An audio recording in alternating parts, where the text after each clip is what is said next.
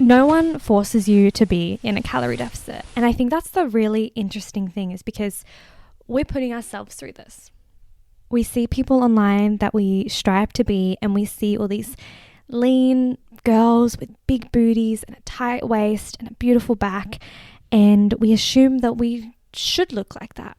We should be working out, and we should be eating clean, and we should be losing weight, and we should be, and we should be, and we should do this, and we should do that. And nobody's actually forcing you to do this. Today, it is 8:46 a.m. Hi!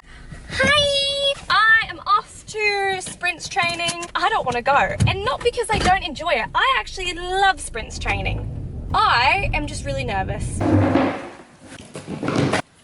Hello, and welcome back to another episode of That Gym Girl podcast. That's it. I don't know why. I've been so many times, and I think because I'm still the slowest one, and you know, the beginner, I still feel super nervous, and I feel like I'm gonna do something wrong. You know when you just can't tell how you feel? Is that just me? I don't know how I feel. I think I feel good. I want to feel good. I also am just trying to fight for my happiness and my health and my goals, and I don't want to get into the rut of things should be hard, or things should be difficult, or things should be challenging, when I don't want them to be anymore.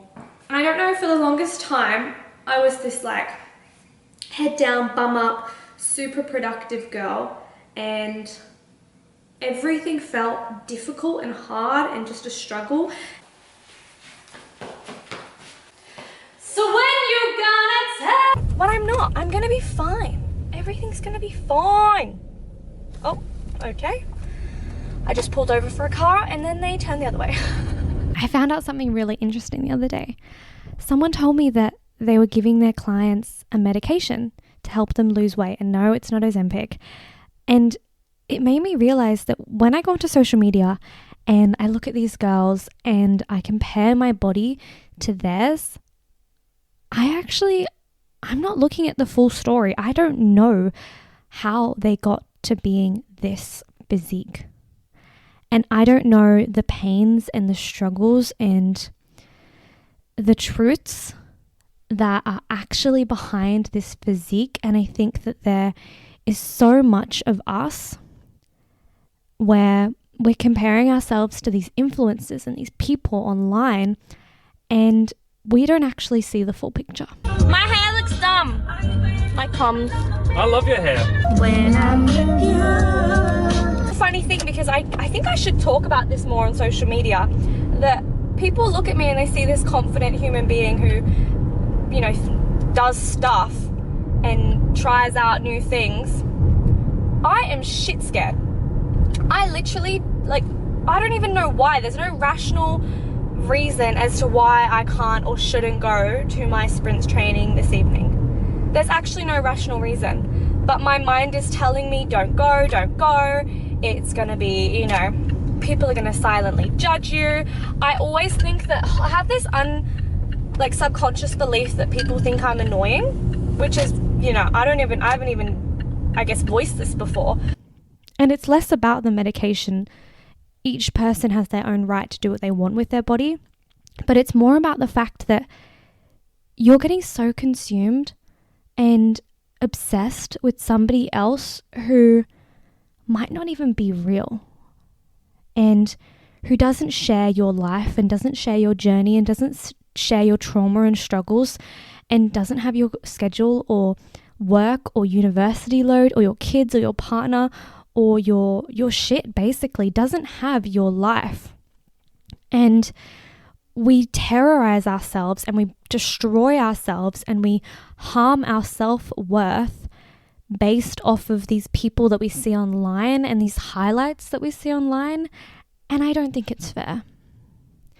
When you step on the scale and you don't see the number that you like, and you see a number that you think should be lower, that can be really damaging. But I want you to know it's not a reflection of you.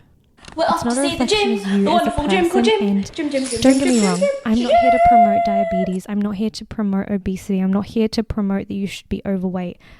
But I am here to promote that you are allowed to love yourself now and not want to change. And equally, you're allowed to love yourself now and want to change and want to lose weight or want to get bigger or whatever your goal is. You're allowed to have both. But I've always kind of known it. And so I get concerned that people that I don't know very well, they're going to be like, oh, she's so annoying. Like, she's making us slow, or she's keeping us down from doing XYZ. When in reality, they don't give a shit about me. And it's almost like I've overcome my gym anxiety in terms of weightlifting and in terms of training in the strength area. But when it comes to sprint and track, that whole gym anxiety feeling and notion and idea, that comes back again. This isn't an or world. And somebody told me this the other day, but this isn't an or world. This is an and world. I love myself and I want to better my physique through a calorie deficit. That gets to be okay. And I've been struggling with this so much for the last few weeks, thinking that me going into a calorie deficit is not me promoting positive body image. And that's not true. I still am really positive about my body. I'm still very grateful for the body I have. But me wanting to get leaner isn't me hating my body, isn't me taking away from my body. It's me having food freedom in a different perspective and in a different way. So I'm really proud of how I've been going, and I wanted to share that with you. And I also wanted to share what I learned the other day about that person taking medication, because, you know, the whole social media comparison world we live in can be really detrimental. And I know so many times where I've just scrolled endlessly on social media looking at this particular girl who gets so many likes and who's got a beautiful figure, telling myself that she's what I'm supposed to be. Sis, at the end of the day, you're not supposed to be anything but you. And whatever that looks like is completely perfect, and it is enough. And I'm enough, and you're enough just as you are. And you're enough when you change and when you develop. And if you don't ever change or develop or transform, you're still enough.